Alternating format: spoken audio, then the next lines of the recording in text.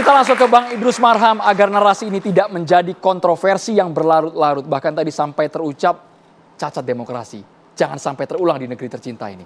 Bang Idrus Marham. Jadi sebenarnya tadi kata Mas Ciko udah selesai. Karena ini udah clear kan. Bahwa itu adalah pernyataan normatif, kemudian tidak ditujukan kepada siapa-siapa. Lalu juga sudah clear, lalu sebenarnya kesimpulannya Mas Tejo udah? Belum Bang, masih 30 menit lagi Bang. Bukan, makanya kesimpulannya ada kata kunci, bahwa yang dimaksud di situ bukan mengganggu, tapi mengingatkan. Itu kan tadi, kalau dalam perspektif teoritik, itu istilahnya itu adalah, itu konstruktif demokratis. Berbeda dengan destruktif oportunis. Itu dalam perspektif teoritik, tapi saya ingin mengatakan begini. Supaya tidak digoreng dan juga tidak salah tafsir, mari kita memahami pernyataan Pak Prabowo. Apa yang kita perlu pahami? Bahwa pernyataan yang kita bahas malam ini itu adalah kesekian kalinya. Sebelumnya itu ada pernyataan-pernyataan di dalam pidatonya. Yang pertama adalah Pak Prabowo dalam pidato pertama itu dia dilihat dalam perspektif konstitusional. Ini pemilu sudah selesai dan seluruh proses sudah. Ya, itu pertama pidato Pak Prabowo itu. Ini sudah selesai, ingin mengingatkan bahwa hentikanlah polarisasi, dukung-mendukung, tapi karena ini sudah selesai, MK sudah selesai, maka yang terpilih itu adalah nomor 2. Pemimpinnya adalah nomor 2, mengingatkan ini. Ini penting. Kemudian pidato yang kedua, diingatkan oleh Pak Prabowo itu adalah lihat bahwa sistem ketatanegaraan, sistem politik, sistem pemerintahan yang ada hari ini itu asasnya adalah kekeluargaan dan kegotong royongan. Ini bahasanya Mas Ciko nih kita ikut. Dan itu pidato Pak Bung Karno juga pada tanggal 1. Ya, pada tanggal 1 tanggal 1 Juni 45 itu sudah jelas ada di sini. Jadi harusnya semuanya dalam satu stadion yang sama. Ini adalah persatuan. Oke. Dan di sini juga Pak Prabowo juga ingin menjelaskan sebenarnya bahwa itu beda. Sistem ketatanegaraan kita, pemerintahan kita, politik kita berbeda dengan Barat. Barat itu adalah individualis dan liberalisme. Kita asas kekeluargaan. Jadi nilai-nilai ini yang harus mewarnai kita. Kita satu kesatuan. Ini adalah rumah besar kita adalah Indonesia. Mari kita bersama. Kan ini. Nah, untuk mengelola negara kita ini, pidatonya lagi Pak Prabowo. Yang kita ingin kembangkan Mas Tejo adalah politik politik gagasan. Supaya produktif. Dan di dalam konsep politik gagasan itu ada kritik. Gitu. Jadi ada perdebatan konseptual, ada gagasan yang menjadi instrumen politik kita yang dirumuskan dalam bentuk program. Kan ini kan semua nih yang dilakukan. Nah, lalu kemudian sebenarnya ini sudah sinyal. Pak Prabowo memberi sinyal. Silakan semua apapun posisi Anda, ya mau di dalam atau tidak, tetapi kami sebagai pemimpin yang dipilih oleh rakyat dan oleh konstitusi sudah memberikan suatu guidance bahwa hanya satu pemimpin. Yang lain itu calon, itu sudah selesai. Tidak ada lagi bahwa ada gerakan-gerakan ini merawat bagaimana suasana kebatinan pendukung-pendukung. Ini kan masih ada seperti itu. Ini sudah berakhir. Karena sudah dilakukan seluruh proses hukum terakhir. Nah, karena itu mari kita berkreasi. Mari kita berprestasi. Mari kita melakukan sesuai dengan posisi kita. Tapi Pak Prabowo sebagai pemimpin yang terpilih dengan asas kekeluargaan, kegotong royongan, dan di situ ada semangat kebersamaan, persaudaraan, kekitaan. Kan ini semua. Ayo mari kita bareng-bareng. Tetapi karena itu tadi kata Mas Ciko sudah ada olahan ini, Anda usah masuk ini keluar PKS bagaimana PDP, ya udah kalau memang enggak sama-sama di koalisi silahkan. Tidak menghilangkan sifat kritis, silahkan semua. Nah ini kita juga paham Pak Prabowo. Jadi siapa yang goreng selama ini siapa Bang Idrus Marham? Saya kira inilah juga karena begini juga kita juga saya enggak karena memang itu masih tingkatan demokrasi kita masih di situ Mas Tejo. Ada banyak orang berperan ketika aman harmonis. Tapi banyak juga di antara kita baru merasa berperan kalau ada masalah. Nah ini kan sebuah, tetapi ini proses demokrasi. Atau begini, Ya, ya, begini. ya. Mungkin Pak Prabowo-nya Nah. nggak apa-apa. Seperti Mas Pipin tadi, kalau Ya. sudah kita mau ngegas kata Ya, ya. Mas Andri tadi, menggegas setelah pelantikan, semua satu kesatuan. Tidak dibeda-bedakan mana oposisi mana enggak. Yang kata bilang.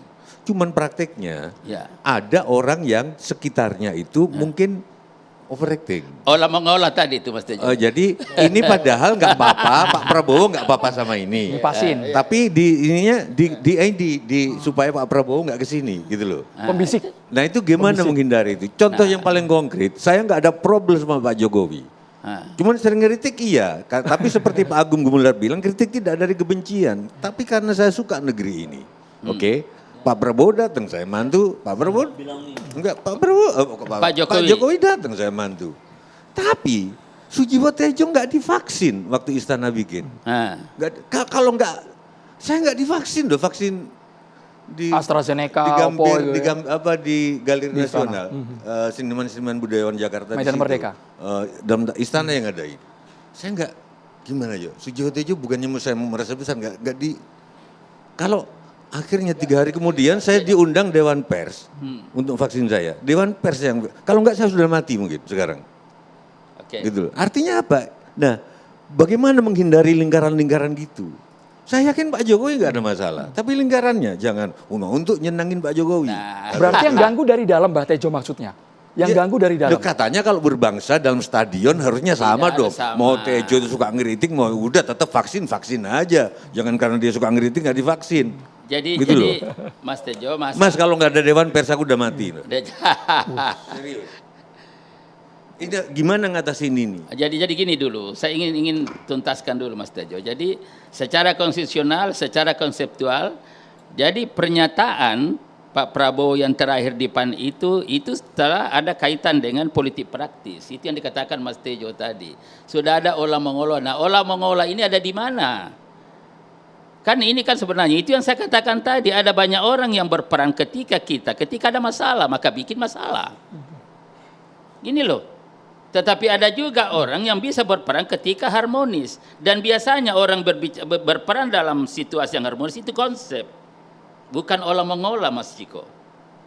Nah, saya kira memang ini perlu ditingkatkan. Jadi kita kembali kepada ajakan Pak Prabowo bahwa politik gagasan, mengedepankan konsep siapapun. Nah, bagian daripada perdebatan konseptual itu ada sikap kritis. Olah mengolahnya di timing yang tidak tepat tapi Bang Idrus Marham sepertinya. Tapi kan begini, kan ini kan sudah dilakukan tahapan-tahapan yang ada Mas Sandro. Mulai dari bicara tentang konstitusi, bicara tentang bagaimana azas sistem ketatanegaraan kita, itu sudah bicara bahwa mengingatkan ke kita bahwa ini kita beda. Ini sistem ada asas kekeluargaan, kegotong royongan, semangat kebersamaan, kekitaan. Kita satu. Nah, supaya untuk merawat ini tidak bisa begitu saja, harus ada politik gagasan. Mari kita adu konsep, mari gagasan sesuai dengan peran kita politik masing-masing. Gagasan. Kan ini kan sebenarnya yang kita, nah itulah yang dikatakan tadi Mas Tejo, bahwa mengganggu beda dengan mengingatkan. Nah, ingin supaya ini mesti mengingatkan. Kang Pipin silakan. Apa mengingatkan? Menggunakan konsep sebagai instrumen. Itu Abang yang kita belum selesai. Saya itu khawatir dosa kalau gimana? membatasi abang kalau bicara. Jadi saya setuju. Kalau hanya sekedar mengingatkan ya, yang kita khawatirkan memang beda. Yang berbicara pengamat dan yang berbicara adalah seorang presiden. Tentu kita akan menakar. Karena seorang presiden itu dia punya otoritatif. Dia punya anggaran, dia punya aparat, dia juga punya penegak hukum, dan dia juga punya senjata, angkatan dan sebagainya. Sehingga kata tapi jangan mengganggu di situ, tentu liarnya adalah kalau mengganggu apa yang akan dilakukan. Nah itu. Jadi selalu nanti interpretasinya memang lebar. Makanya konsekuensinya Kang ya. Iya betul. Makanya di sini menurut saya ya, saya kira kita sangat berharap bagaimanapun ya, karena Pak Prabowo belum memerintah.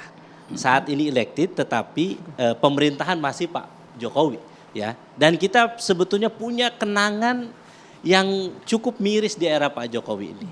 Terjadi kriminalisasi, intimidasi. Kita juga melihat kalau catatan bahwa dari saat ini ya, Economist Intelligence Unit mengatakan Indonesia masuk ke negara demokrasi cacat sebetulnya. Dalam konsep politik, demokrasi yang cacat itu pemilunya baik, bersih, jurdil, tetapi kemudian ada intervensi terhadap kalangan tertentu termasuk terhadap sipil. Tetapi kita semua menyaksikan kemarin itu pemilu kita tidak baik-baik saja. Bahwa bisa jadi tidak lagi cacat demokrasi, bisa jadi lebih dari itu.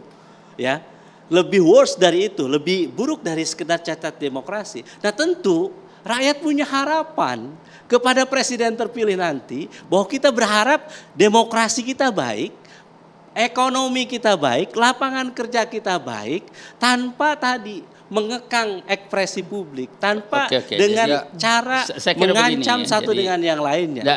Itulah sebabnya sekali lagi saya katakan bahwa lihatlah alur dan konstruksi berpikir Pak Prabowo jangan dilihat pada terakhir di PAN itu.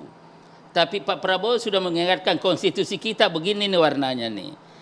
Sistem ketatanegaraan, sistem politik kita begini dan harus asasnya ini mengingatkan itu. Lalu bicara tentang bagaimana praktek ya posisi-posisi politik dan peran yang oposisi dan juga perilaku elit-elit yang ada, baik elit politik maupun elit-elit lain. Ya, itu juga memang di dalam perspektif politik praktis itu banyak menyimpang dari apa yang dikonstruksikan oleh Pak Prabowo. Karena itu ingin kita kaitkan. Lalu dikatakan tadi bahwa memang ada cacat demokrasi. Nah, itulah di MK. Elit dari awal mana?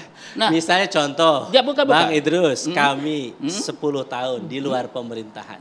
Ya, kami kritis, konstruktif. Ya, di luar pemerintahan tidak melakukan sesuatu yang dianggap mungkin mensabotase sebuah kebijakan. Contoh, kami menolak Undang-Undang Cipta Kerja. Kami menolak pemindahan ibu kota negara. Tidak ujuk-ujuk, tiba-tiba penolakan kami di akhir.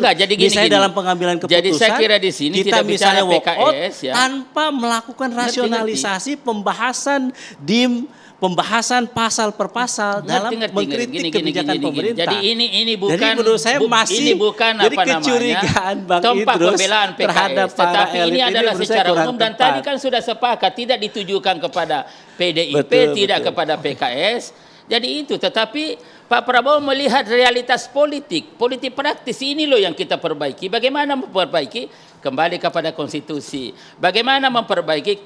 Kembali kepada sistem ketatanegaraan, sistem politik, sistem pemilu dan lain-lain sebagainya yang asasnya ini nilai-nilainya ini. Dan kembali terhadap bahwa kita ingin bekerja sama, memang modal utamanya adalah trustworthiness. Kita harus saling percaya bahwa di antara kita, kalaupun kita berada di luar atau dalam pemerintahan, maka kita harus memberikan kepada orang itu kepercayaan bahwa kita sama-sama membangun bangsa. Bang Ciko, jadi bukan mengganggu satu dengan yang lainnya. Setelah ini, Bang Ciko. Ya karena itu Bang Idrus, karena itu kita harus jeda dulu hanya di Catatan Demokrasi.